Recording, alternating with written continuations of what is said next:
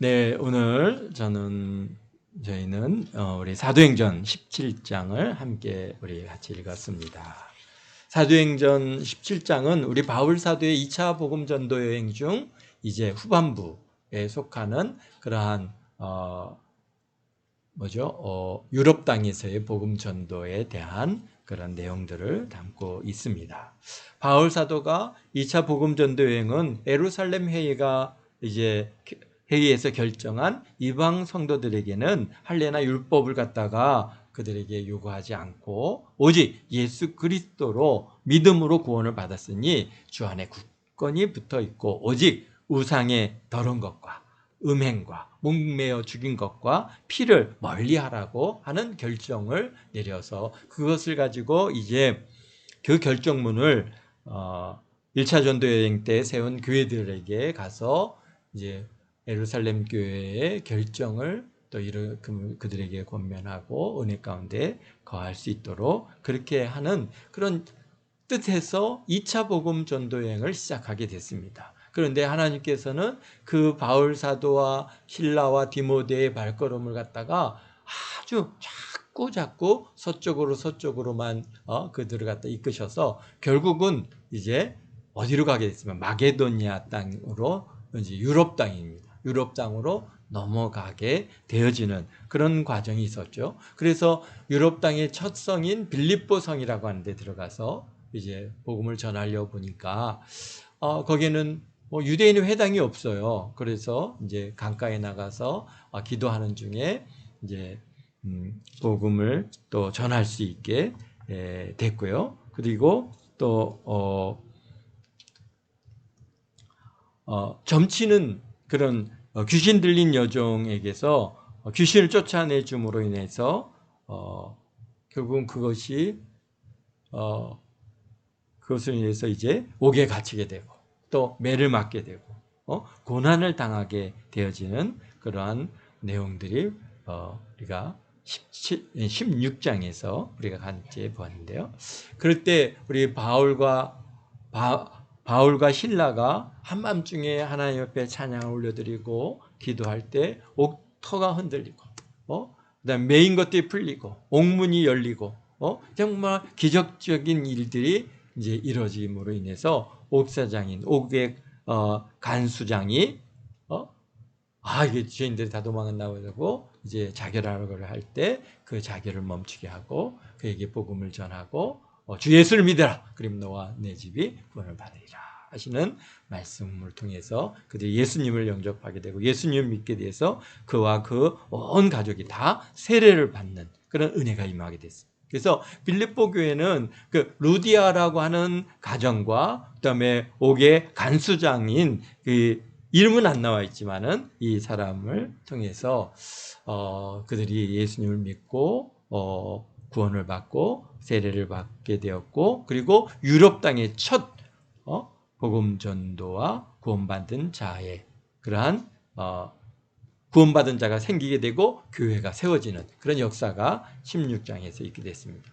근데 결국은 그 점치는 귀신 들린 자를 갖다가 그 귀신을 쫓아내 주는 일로 인해서 빌립보 성에 이제 더 머물 수 없게 됐고 그래서 이제 빌립보 성을 나와서 오늘 더 서쪽으로 이제 길을 옮겨갑니다. 가는데 보니까 여기 어디를 가 1절에 보니까 그들이 암비볼리와 아폴로기니아로 다녀가 데살로니카로에 이르러 꽤 여기도 이 거리가 가까운 거리는 아닌데요. 어쨌든 간 이렇게 그분들이 어디로 해서 암비볼리와 아폴로니아와 그 다음에 데살로니카에 이르게 됐습니다.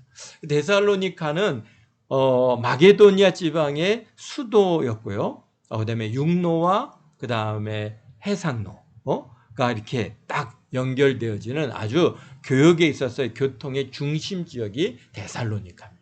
그러니까 당시에 얼마나 크게 잘 성장했겠습니까? 무역의 어떤 면에서는 굉장히 중요한 위치에 있고요. 더구나 이 마게도니아 성에 이제 이게 지방에 수도가 있고 그러다 보니까 인구가 많이 모여 살았어요.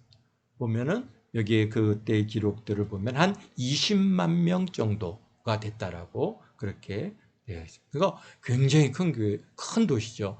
뭐 현재는 뭐 인구가 70억이 넘는 이런 시대에 20만은 그렇게 큰 도시가 아니지만은 그 당시에 전체 인구가 얼마나 됐을까요? 그걸 갖다가 제가 찾아보지 않았는데 뭐 10억도 안 됐겠죠. 전 인류의 인구가요. 그러니까 20만 명이라는 것은 굉장히 아주 많은 그런 수가 될 수 있습니다. 여기서 꽤 큰 도시였는데 그곳에 이제 딱 가서 보니까 거긴 또 뭐가 있어요? 유대인의 회당이 있는 거예요. 그래서 여기 2절에 보니까 이제 유대인의 회당이 있는지라 바울이 자기의 관례대로, 그러니까 늘 안식일이 되면은 바울 사도 어디 유대인 회당에 있으면은 회당에 들어가서 이제 회당 예배를 갖다가 참여하는 겁니다. 근데 회당 예배의 그러한 이 형식은 뭐가 있습니까? 막 찬양을 확 하고 그 다음에 그들이 토라라고 하는 이제 구약 성경이죠. 구약 성경을 갖다가 이제 뭐 회당장이가 읽고, 그리고 이제 그 중에 보니까 좀 이렇게 랍비 같이 또 뭐 랍비로서 또 이제 이렇게 강론할 수 있는 그런 사람이 있으면은 나와서 이제 강론을 하는데, 마침 또 외부에서 오는 분들이 있으면 그들은 꼭 그분들을 갖다 초청해서 뭔가 좀 새로운 가르침이 있으면은 가르치게 강론해 달라고 요청을 합니다. 그래서 이게 바울이 꼭 유대 회당을 딱 가죠. 가면서 거기에 참여하고, 그리고 이제 그들에게 강론을 합니다. 안식일에 성경을 가지고 강론하며 그랬습니다. 그러면서 그 뜻을 풀어서 그리스도가 해를 받고 죽은 자 가운데서 다시 살아나야 할 것을 증언하고 그렇습니다. 성경에 여러 어느 구절을 들어서 이제 그러한 말씀을 우리가 했을까, 뭘 했을까 이제 생각을 해봤습니다. 근데 일단은 이 유대인들은 구약 성경을 잘 알지 않습니까? 그러니까 오늘날 이제는 우리도 예수님을 갖다가 전할 때 우리가 뭐 창세기 3장 15절 말씀부터 뭐 그걸 갖다가 이제 여자의 후손에 대해서 얘기하는 것처럼, 그러한 그분도 이러한 성경의 그러한 그 부분들을 쭉 인용하면서 이제 이사야서 고난받으실 그러한 예수님, 고난받으실 메시아, 그분에 대해서 또 시편에 보면은 또 뭡니까? 해를 받고 죽은 자 가운데서 또 다시 살아나야 하는 그러한 내용들을 갖다 쭉하니 인용하면서 예수님을 증거하죠. 그리고는 마지막으로 거기서 얘기해요. 내가 너희에게 전하는 이 예수가 곧 그리스도라. 너희 메시아다라고 증거를 하고, 그래서 그 중에 어떤 사람이 곧 경건한 헬라인이나 큰 무리와 적지 않은 귀부인도 권함을 받고 바울과 실라를 따르더라 그랬습니다. 그래서 그러니까 그 말씀을 듣고 그래, 성경에서 이렇게 예언되어지고 계시되어진 그 메시아가 바로 이 예수님, 여자의 후손으로 오신 그분, 그 다음에 뭡니까, 사단의 머리를 깨뜨리실 분, 뭐 그런 거에서부터 시작해서 나무에 매달리고 저주받았다라고 하시는 그러한 일에 있어서까지 쭉 하니 그 말씀을 듣고 이제 따르게 되었습니다. 그런데 5절에 보니까 유대인들은 시기하여 저자의 그러니까 그런데 유대인들은 예수님이 그들의 메시아라고 하는 이 사실을 쉽게 받아들이지 않습니다. 참 그들이 성경을 잘 알아서 금방 잘 받아들일 것 같은데 오히려 더 완고하죠. 완고하고 참 그래서 이제 믿지 않는 유대인들이죠. 여기 유대인들 중에서도 믿는 자들이 있지만은 그 권함을 받지 않냐한 이 유대인들이 바울 사도를 막 사람들이 따르니까 그들을 시기해서 불량배들을 이용해 갖고 바울 사도를 막 이제 데살로니가 도시를 갖다가 아주 그냥 요란하게 소동을 하게 하고 야손의 집에 침입하여 그를 백성에게 끌어냈다라고 그렇게 우리 5절에 기록. 그러니까 결국은 바울 사도가 누구의 집에 머물러 있었어요? 야손이라고 하는 사람의 집에 머물러 있었다는 건데, 그런 것으로 봐서는 어떻습니까? 이 야손이라는 사람이 바울 사도가 전하는 예수님을 영접하고 그리스도인이 된 것이죠. 그래서 야손이 자기의 집으로 우리 전도팀을 모셔들여서 그 이제 전도팀이 이제 거기에 머물면서 이제 3주에 걸쳐서 안식일에 가서 안식일에 유대인의 회당에 가서 강론할 수 있는 그런 기회를 주었고 거기에 머물러 있었다는 것을 누가 다 아는 거예요? 유대인들이 아는 거예요. 그러니까 이미 이게 꽤 알려진 사건인 거죠. 그러니까 바울 사도가 야손의 집에 있는 게 그냥 어디 그 우연찮게 그냥 들어간 게 아니라 이미 이제 유대인 공동체 안에서는 바울이라는 분이 야손의 집에 머물고 있다는 걸 알아요. 그러니까 막 불량배를 갖다가 보내갖고 야손의 집에 가서 그 바울 사도를 잡아내려고 했는데 없어요. 그러니까 야손을 잡아가지고 이제 여기 회중들 앞에 그를 갖다가 끌고 와서 읍장 앞에 세웁니다. 그러면서 하는 얘기가 뭐라고 했냐면요. 여기 6절인데요. 발견하지 못하며 야손과 및 형제를 이끌고 읍장 앞에 가서 소리질러 이르되 천하에 어지럽게 하던 이 사람들이 여기도 이르매 야손이 그들을 맞아들였도다. 이 사람들이 다 가이사의 명을 거역하여 말하되 다른 임금 곧 예수라는 이가 있다 하더이다 하니. 그랬어요. 참 이게요. 이 사단의 이 방법, 참 이 핍박과 그 다음에 올무를 묶어가는 방법은 언제나 참 비슷한 것 같아요. 어쨌든간 그 당시에 가이사라 로마 황제 위에 다른 왕이 있다고 하는 것은 이건 반역이기 때문에 반역죄로 몰아가는 거거든요.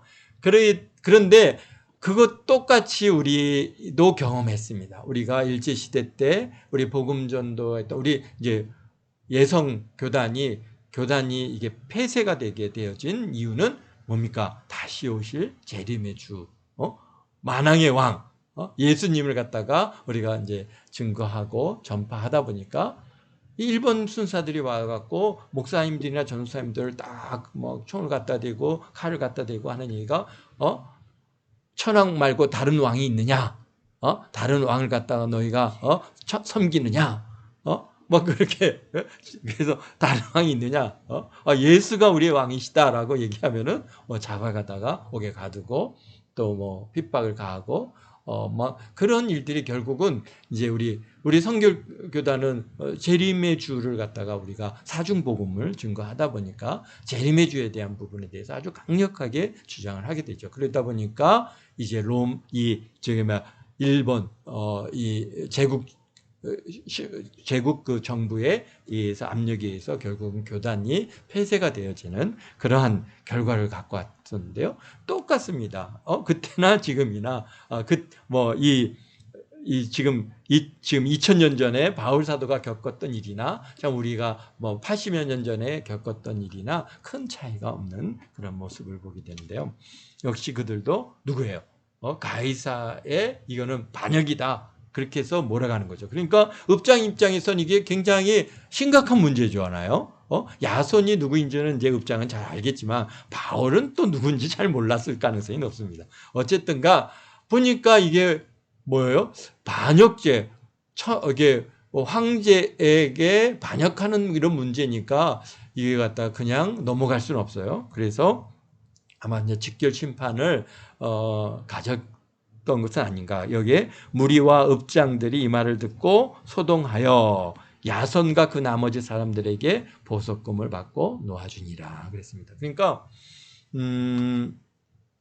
뭐 지금도 그렇고 뭐 시대가 큰 차이가 없는 것이 보석이라는 것은 돈을 내고 구속된 것에서 풀려나는 겁니다. 그러니까 아마도 야손이 이런 문제로 뭐 기소가 되고 구속이 당하고 재판에 붙여졌을 가능성이 충분히 있는데요. 그런데 이제 뭐 확실한 뭐 이게 반역의 증거가 확실한 뭐가 있는 게 아니고 여기 막 소동하는 무리들이 막 소동을 하니까 이제 그것을 갖다가 잠재우기 위해서 야손을 갖다가 어느 정도 이제 구속을 했지만은 그러나 읍장 입장에서 보니까 뭐 큰 죄는 아닌 것 같아요. 그러니까 보석금을 받고 그를 갖다가 이제 놓아주는 이러한 이제 상황으로 넘어가게 된대요. 근데 10절에 보니까 밤에 형제들이 바울과 실라를 베리아로 보내니라. 그러니까 이제 야손이 보석이 돼서 뭐 돈을 내고 이제 옥에서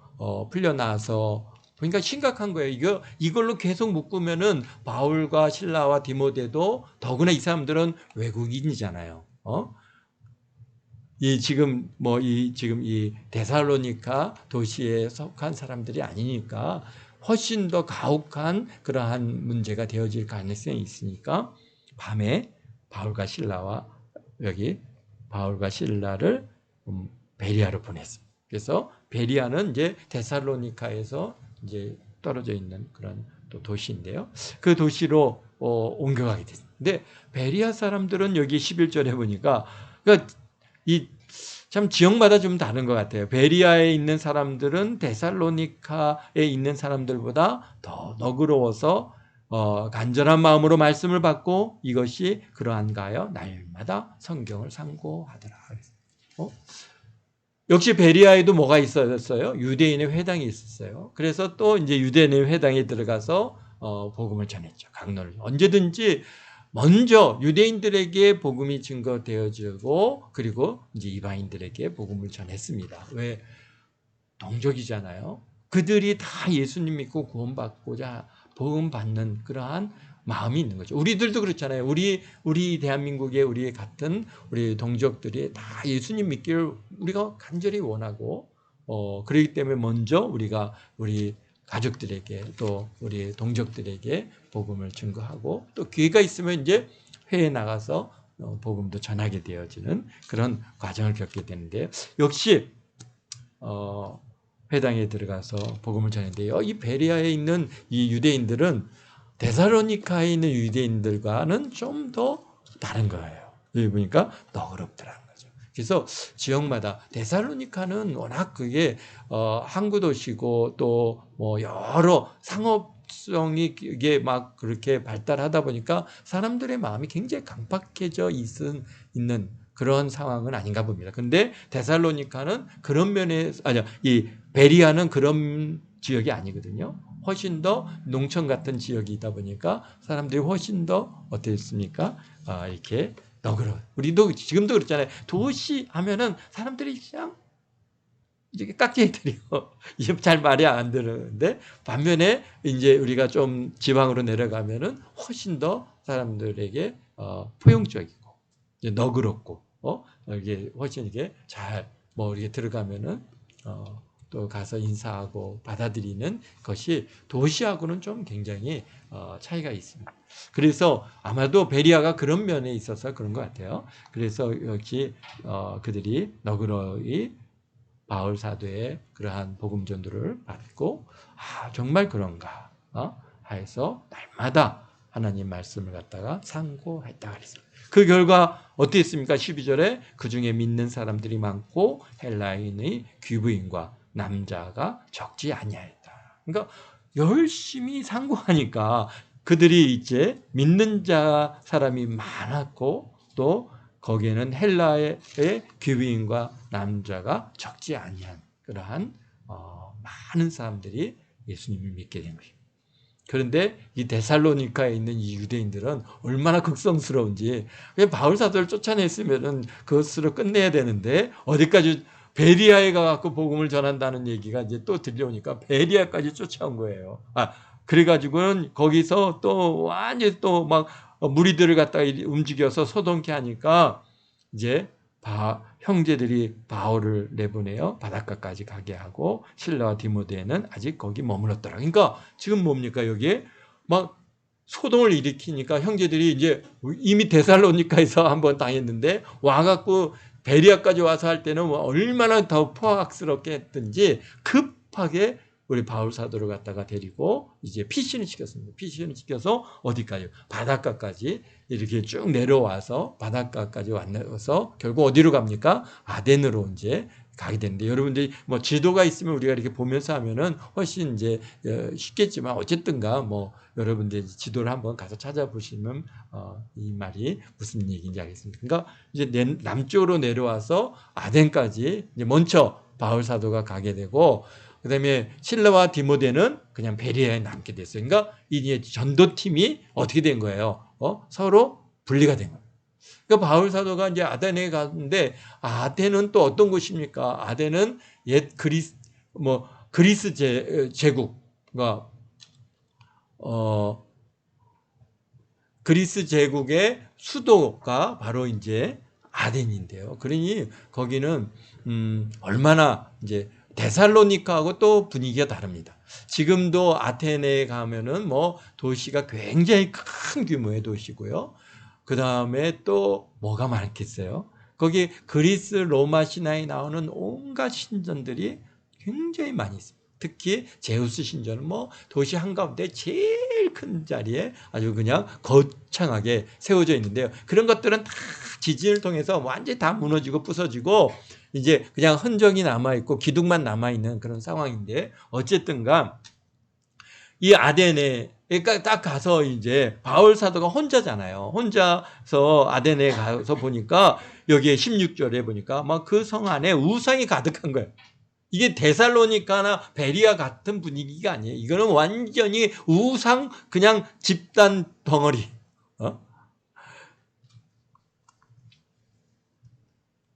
그러니까요, 마음에 격분하였어요. 세상에 말이야, 이런 참 우상, 이 쓸데없는 이 우상, 이 더러운 것에 그냥 잡혀 있는 이거 사람들이 얼마나 참 안타깝고 마음에 그냥 분이 올라온 겁니다. 그래서 회당에서는 유대인과 경건한 사람들과 장터에서 날마다 만나는 사람들과 변론하니 그랬습니다. 그러니까 역시 아덴도 뭐가 있어요? 유대인의 회당이 있었습니다. 그래서 거기에 들어가서 역시 복음을 전하고, 또 그 다음에 장터에서, 평일에는 장터에서 날마다 만나는 사람들과 변론하는데, 이 아덴은 뭡니까? 그리스의 이 발칸반도의 중심이잖아요. 이 아덴에서 뭘 합니까? 거기에 이제 제일 많이 발달한 게 철학이 발달했어요. 그리스 철학이죠. 그래서 소크라테스, 그다음에 플라톤, 이런 많은 인물들이 이제 그 그리스에서 나왔는데요. 그 중에 에피쿠로스 학파와 스토아 학파가 아주 그 두 학파가 대립돼서 아주 철학이 굉장히 발달한 나라가 이제 이 그리스 아덴입니다. 아덴이 중심으로 해서 그런 철학자들이 많이 있는데요.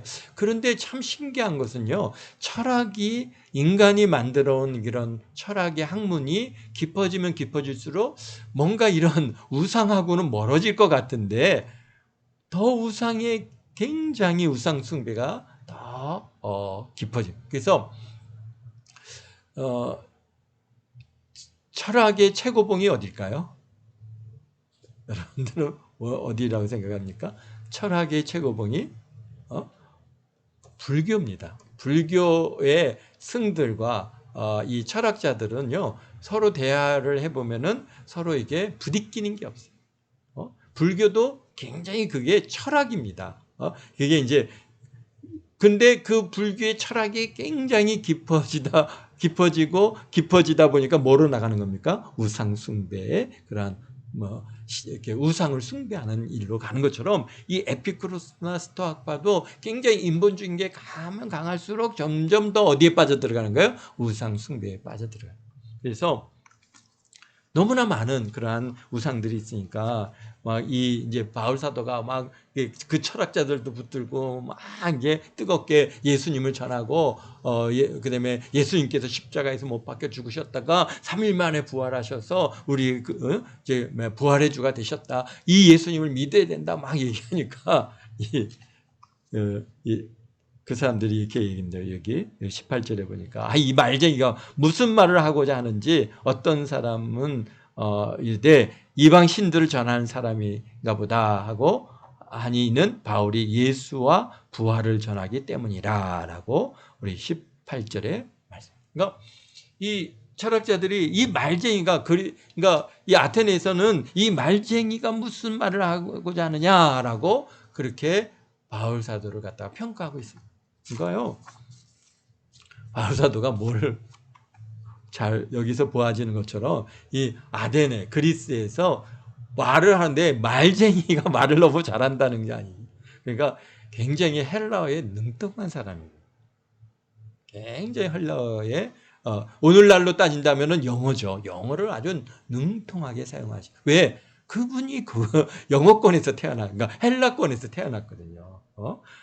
헬라권에서 태어나서 헬라어를 쓰다가 이제 예루살렘에 가서 유학하다가 이제 예수님을 갖다가 만나게 되어지는 그런 이제 바울이다 보니까 헬라어를 잘해요. 그러다 보니까요 아테네 가서 이 철학자들과 막 대화를 하는데도 하나도 꿀리는 게 없어요. 오히려 그들이 야, 이 말쟁이가 무슨 말을 하느냐라고 하는 정도로 그렇게 언변이 뛰어나십니다. 그러니까 이제 사람들이 바울 사도를 갖다가 붙들어 가지고 아레오바고라고 하는 곳으로 데려갑니다.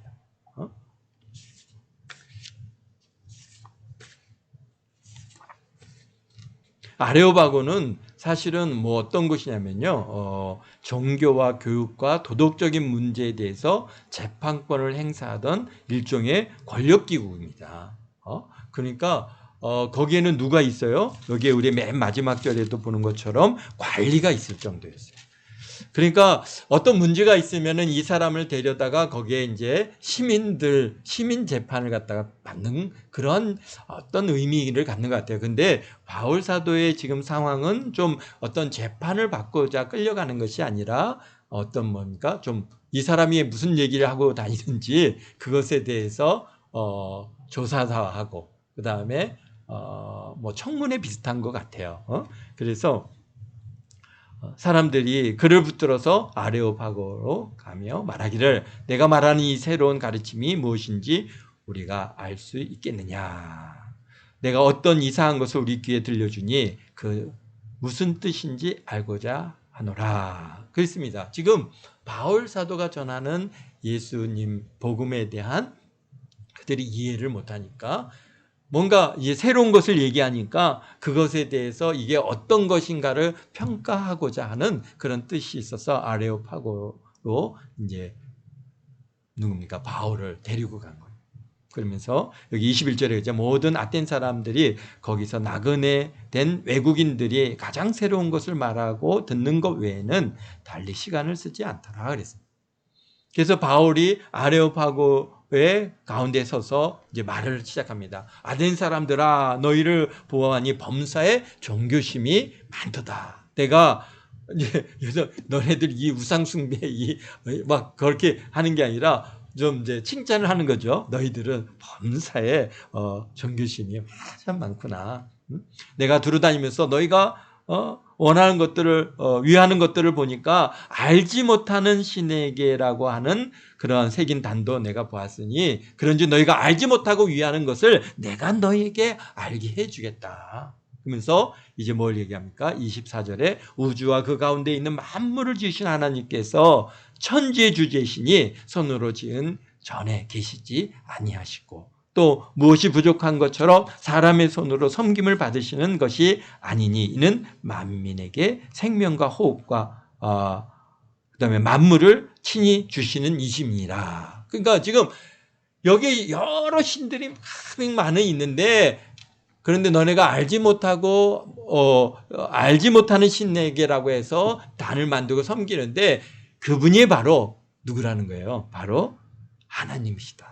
만물을 창조하신 여호와 하나님, 그분은 천지 모든 것을 지으셨고 우리의 모든 사람을 지으셨고 그 다음에 그분은 또 부족한 것이 없기 때문에 사람의 손으로 섬김을 받으시거나 또는 받으시는 것이 아니는 만민에게 생명과 호흡과 만물을 친히 주신 이시다.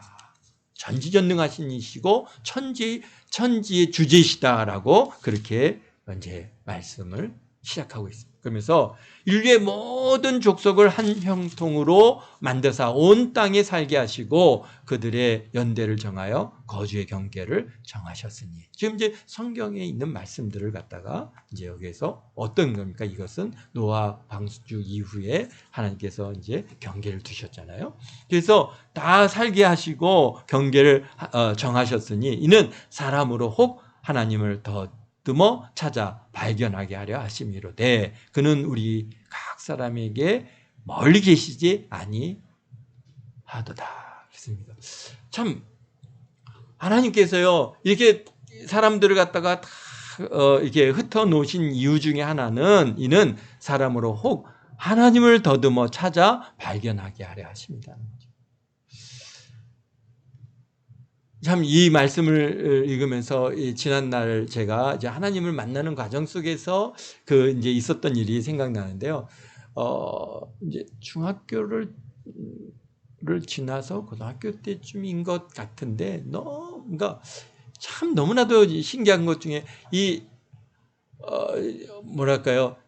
내가 아는 세계가 있지 않습니까? 내가 경험하고 만나고 생활하고 아는 이 세계 바깥에 또 뭔가 있다라는 게 너무 신기한 거예요.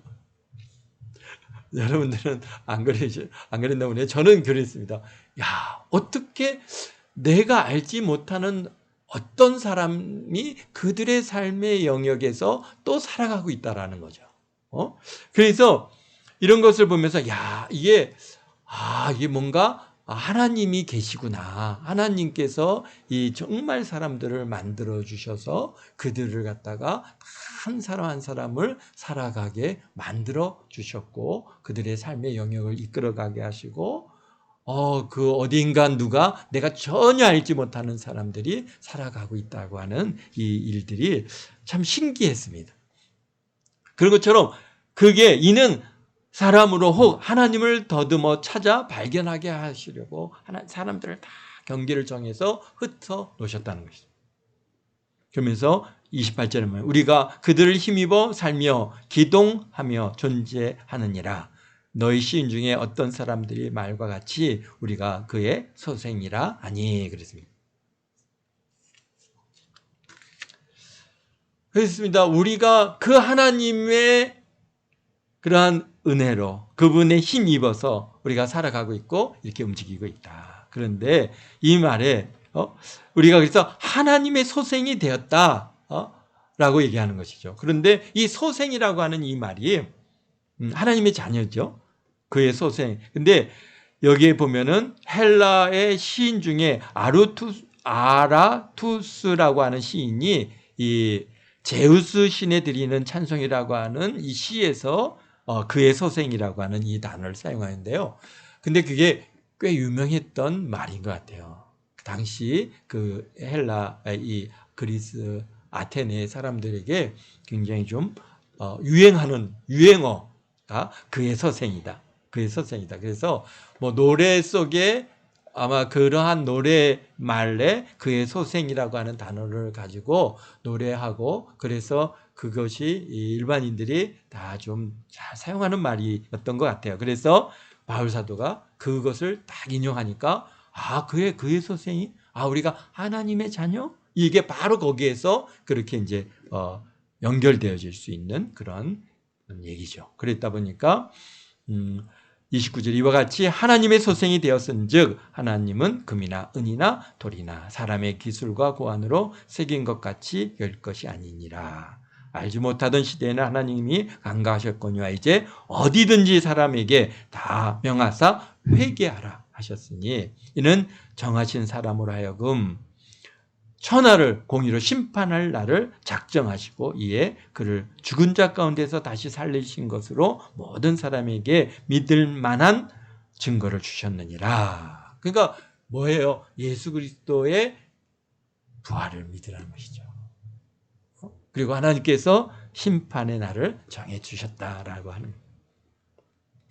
그러니까 32절에 그들이 죽은 자의 부활을 듣고 어떤 사람들은 조롱하고 어떤 사람들은 이 일에 대해서 내 말을 다시 듣겠다 하니 이에 바울이 그들 가운데서 떠나매 몇 사람이 그를 따라갔는데요. 그 중에 하나가 뭡니까? 아레오파고 관리 디오누 시오와 그 다음에 다마디라고 하는 여자와 그리고 다른 몇 사람이 있더라.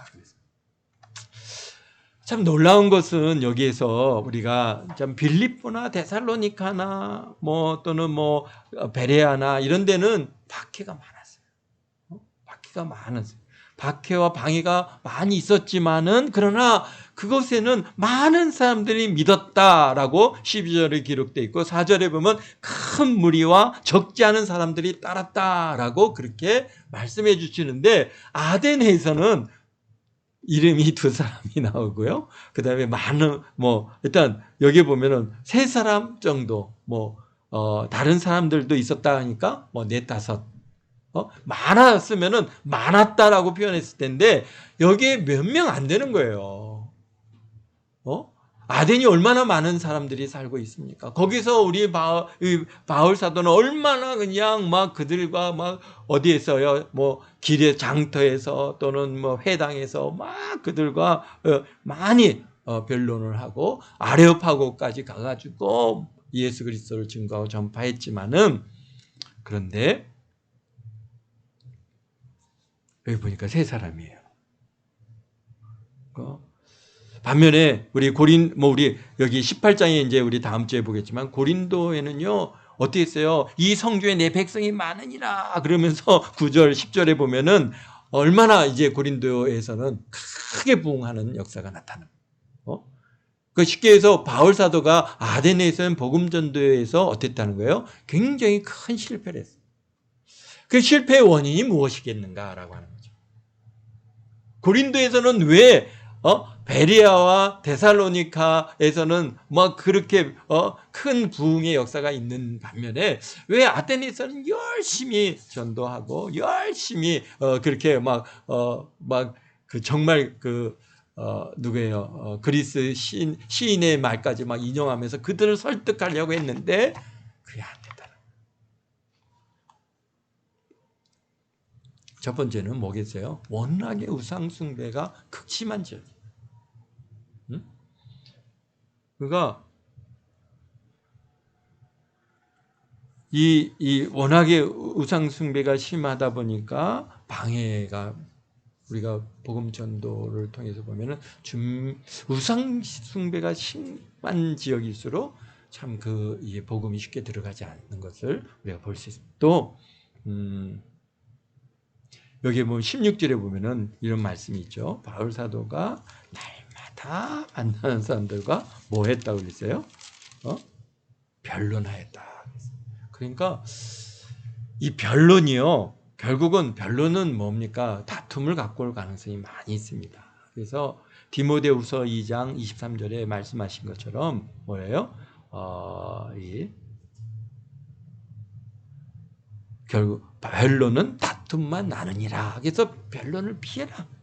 그렇게 말씀을 갖다가 우리 바울 사도가 디모데에게는 그렇게 이제 권면을 하시는데요. 어떤 면에서 우리 바울 사도는 지금 이 17장이 어떤 그분의 이거는 어떤 큰 전도 이 여행에 있어의 큰 변화의 시기입니다. 그렇게 열심히 정말 이렇게 설명도 하고 성경도 막 증거하고 가르치고 막 그랬지만은 그러나 변론이 되다 보니까 전혀 상대에게 복음이 들어가지 않은 거예요. 그래서 그런 반면에 이제 고린도에 가지고는 어떻게 합니까? 변론이 아니라 선포로 바뀝니다. 그래서 예수가 그리스도시다. 주 예수를 믿어라라고 하는 선포의 형태로 이제 복음 전도의 형태가 바뀝니다. 그러면서 성령께서 강력하게 역사를 하시는 거예요. 그래서 아테네에서는 막 바울 사도가 자신이 갖고 있는 지혜와 지식과 경험과 이런 모든 걸 동원해서 막 사람들 갖다가 막 이해시키려고 했는데 안 됐어요. 그런 반면에 고린도에 가서는 선포를. 여러분들도 이제 아마 이런 것들을 경험해 보셨을 겁니다. 복음을 전할 때 우리가 변론을 하지 마십시오. 복음을 전할 때 아멘하고 받으면 감사하고 변론하려고 덤벼들면은 논쟁하려고 다가온 사람이 있으면은 피하고 논쟁으로 그들을 갖다 설득해서 복음이 전해지는 것이 아니라는 것이죠. 그래서 선포를 통해서 주께서 그들의 마음의 문을 여시고 성령을 부어주셔야 예수 그리스도를 믿는 거지. 우리가 설명하고 막 열심히 막 그렇게 변론을 한다고 막 설명한다고 그들이 예수님을 갖다가 받아들이는 거예요. 예수님께로 돌아오십시오. 아멘. 주님께로 돌아오셔야 됩니다. 교회로 돌아오십시오. 그래야 구원을 받습니다.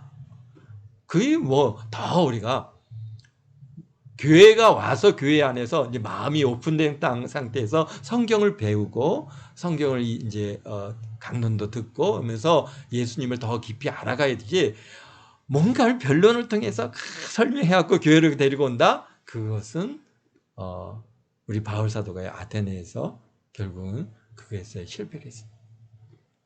우리들도 마찬가지입니다. 여러분들 뭐 막 설명해서 교회로 데려오려고 하지 마시고 선포하십시오. 예수님께 오십시오. 예수님 믿으셔야 됩니다. 교회 나오셔야 됩니다. 주님께 돌아오셔야 됩니다. 그래야 축복을 받고 그래야 문제 해결받고 예수님께 나와야 구원받고 그 다음에 문제 해결받고 건강을 받고 선포해야지. 우리가 그걸 갖다가 막 선명하려고 하지 마십시오. 바울 사도도 우리가 아테네에서 이렇게 그 얼마나 놀란 능력자이십니까? 정말 심지어는 안진뱅이를 일으키시기도 하고 정말 베드로를 통해 우리 바울 사도를 통해서 하나님께서 놀라운 기적과 이적을 갖다가 행하시는 그런 정말 전도자의 능력의 전도자이지만은 변론을 하고 설명해서 예수님께로 데려오려 했더니 안 되더라. 그래서 우리가 여러분들도 우리는 뭐 얼마나 더 부족한 자들입니까? 그러니까 우리 뭐 복음을 전하는 데 있어서 주님께로 돌아오십시오. 예수 그리스도를 믿으십시오. 예수님 믿고 구원 받으십시오. 예수님 믿고 정말 뭐 축복 받으십시오. 우리가 선포함으로써 그들의 마음이 오픈돼서 관심을 가지면은 주님께로 준비된 심령의 경우에는 우리가 그 말씀이 그들의 마음을 요동치게 만들죠. 그래서 내가 교회 가야지. 이렇게 해서 주님께로 돌아오게 되어지는 줄 믿습니다. 그러니까 여러분들 걱정하지 마십시오. 그냥 우리는 그냥 주 예수 믿으십시오. 예수 믿고 천국 가십시오. 우리 그렇게 해서 열심히 선포하는 형태로 그게 뭐 큰 소리 외치지 않더라도 만나는 사람에게 기회가 있으면은 예수님 믿어야 돼. 예수님 믿고 교회 다녀야 돼. 교회 다녀야 구원받고 문제 해결받아. 그래갖고 그러면 와갖고 이게 어쩌냐 저쩌냐 막 그렇게 질문하려고 그러면은 그러지 말고 교회 나와. 교회 와야 돼. 교회 와서 물어. 교회 와서 하나님 말씀 들으면은 다 이해가 돼. 다 알게 될 거야. 그러니까 교회 나와. 그리고 여러분들이 뭔가를 설명해 주려고 그렇게 우리 바울 사도가 지금 아레오파고에서 그들에게 얼마나 놀라운 정말 변론을 갖다가 행했지만은 단 3명 그렇게 관심을 가지고 바울 사도를 따랐다. 다른 데서는요 얼마나 많은 수가 따랐습니까? 그래서 우리가 이제 다음 주 우리 고린도 교회에서는 어떤 일이 있었는가 우리가 관심을 가지고 이제 또 말씀을 배워가도록 하겠습니다. 기도하겠습니다. 사랑의 예수님 감사합니다. 오늘 바울 사도의 복음 사역에 참 데살로니가와 베리아와 아데네 참 다른 분위기도 다르고 사람들도 다르고 결과도 다른 것들을 우리가 보았습니다. 오늘 우리 동안교회 성도들의 삶의 현장들이 다 다릅니다. 아버지 하나님, 우리는 참으로 그 다른 환경에서 오직 예수님을 전하고 전파함에 있어 아버지 하나님, 우리가 변론이나 설명을 하려고 하지 않고 오직 예수님을 선포합니다. 참으로 우리 동안교회 성도들이 예수님의 전도의 선포를 통해서 저들의 심령의 문이 열려지고 주님께로 돌아오는 역사들이 있게 도와주시옵소서. 우리의 힘으로 한 영혼도 우리가 주께로 이끌 수 있는 힘은 아무도 없습니다. 오직 주의 성령께서 행하셔야 되고 오직 예수님께서 친히 아버지 이끌어 주시기를 원합니다. 아버지 하나님, 주의 성령께서 우리 동안교회 성도들의 아버지 그 선포의 말씀을 통해서 듣는 자들의 마음이 변화되어지고 움직여지는 그런 아버지 하나님 놀라운 성령의 역사가 있게 허락하여 주시옵소서. 우리 동안교회 성도들을 통해서 주의 성령이 증거되고 우리 주의 성령의 역사가 나타나고 우리 주의 성령의 아버지 하나님 놀라우신 아버지 하나님의 은혜가 아버지 하나님이여 만나는 사람들마다 이 안양지역에 또 의왕시에 안산시에 아버지 증거되고 전파되지는 그래서 많은 영혼들이 주님께로 돌아오는 그런 역사들이 있게 도와주옵소서. 감사하며 또 이 한 주간도 은혜 가운데 아버지 하나님 잘 살게 하시고 비가 많이 옵니다. 아버지의 비로 인해 어려움 당치 않게 늘 주님께서 은혜로 지켜 주옵소서. 우리가 주일 모일 때 더 기쁨으로 감사함으로 아버지 하나님의 모여 하나님 아버지 앞에 예배하는 우리 모두가 될 수 있도록 아버지 하나님께서 좋은 것들로 채워주시고 아버지 최고의 것들로 먹여주시고 입혀주시고 저들의 손에 풍성한 것들로 넘치도록 채워주심을 감사하며 예수님의 이름으로 기도합나이다. 아멘.